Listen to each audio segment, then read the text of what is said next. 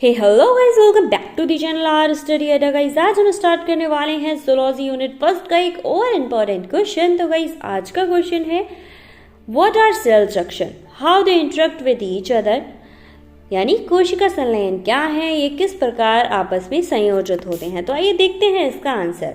Guys आपके unit first में 4 से 5 क्वेश्चन रहते हैं, बड़ा ही इजी है। जब से सेमेस्टर वाइज हुआ है मुझे तो काफ़ी आसान लगता है। आपको टफ लगता है तो कमेंट करके बताइएगा। तो आंसर में लिखना क्या है आपको भाई, सेल जंक्शन कोशिकाओं के बीच प्लाज्मा मेम्ब्रेन का बना एक कनेक्शन होता है। किसका? प्लाज्मा मेम्ब्रेन का बना एक कनेक्शन होता है। ये प्लाज्मा मेम्ब्रेन के स्पेशलाइजेशन होते हैं।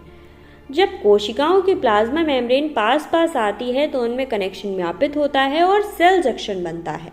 क्या बनता है? Cell junction. अब बात करें कि भाई सेल जंक्शन कितने प्रकार के होते हैं। तो सेल जंक्शन 3 टाइप्स के होते हैं। फर्स्ट होता है अक्लूडिंग जंक्शन यानी टाइट जंक्शन। ये जंक्शन एपिथेलिया कोशिकाओं के बीच पाए जाते हैं। कौन सी? एपिथेलिया कोशिकाओं के बीच पाए जाते हैं और कोशिका के बीच आयन और अणुओं का मूवमेंट रोकते हैं। किसका? आयन और अणुओं का मूवमेंट रोकते हैं। अक्लूडिंग जंक्शन कोशिकाओं के बीच टाइट मेस लाइक नेटवर्क बनते हैं। इस नेटवर्क में ट्रांसमेम्ब्रेन प्रोटीन पाए जाते हैं जैसे क्लॉडिन। आप एग्जाम्पल और भी ऐड कर सकते हैं। इसके बाद आते हैं हम नेक्स्ट पे।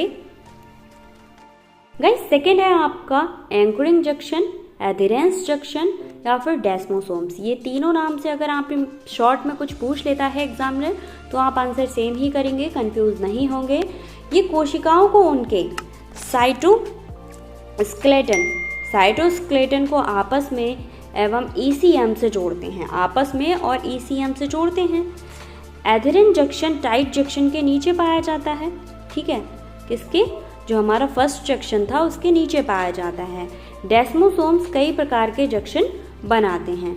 जब डेस्मोसोम्स सेल्स को ईसीएम से जोड़ते हैं तब इसे हेमीडेस्मोसोम्स कहते हैं, क्योंकि डेस्मोसोम्स का दूसरा एंड ईसीएम में नहीं होता। ठीक है गाइस, एडिरेंट जंक्शन में इंट्रासेलुलर एक्शन माइक्रोफिलामेंट्स पाए जाते हैं और डेस्मोसोम्स में कार्डन प्रोटीन्स पाए जाते हैं। कौन से? कैड्रन प्रोटीन्स पाए जाते हैं। हेमीडेस्मोसोम्स में ट्रांसमेम्ब्रेन कनेक्टर प्रोटीन के रूप में इंटीग्रिन पाए जाते हैं। गाइस इसके बाद लास्ट इन थर्ड है हमारा कम्युनिकेटिंग जंक्शन। इसको हम गैप जंक्शन भी कहते हैं। गाइस अगर शॉर्ट नोट में पूछ लिया जाए तो नाम बदलने से आप कंफ्यूज मत होना। तो इसमें आपको लिखना क्या है, इसके द्वारा एक सेल से दूसरी सेल में केमिकल्स और इलेक्ट्रॉनिक सिग्नल्स का डिफ्यूजन होता है। इस जंक्शन में कनेक्शन प्रोटीन पाए जाते हैं। इन प्रोटीन्स में पोर्स का निर्माण होता है जिसमें ions, nucleotides, sugars, amino acids, vitamins का पैसेज होता है। सेल सेल इंटरेक्शन में गैप जंक्शन का मुख्य रोल होता है। जैसे कार्डिका मायोसिस के बीच में गैप जंक्शन के द्वारा सेल टू सेल कैल्शियम का फ्लक्स बनता है।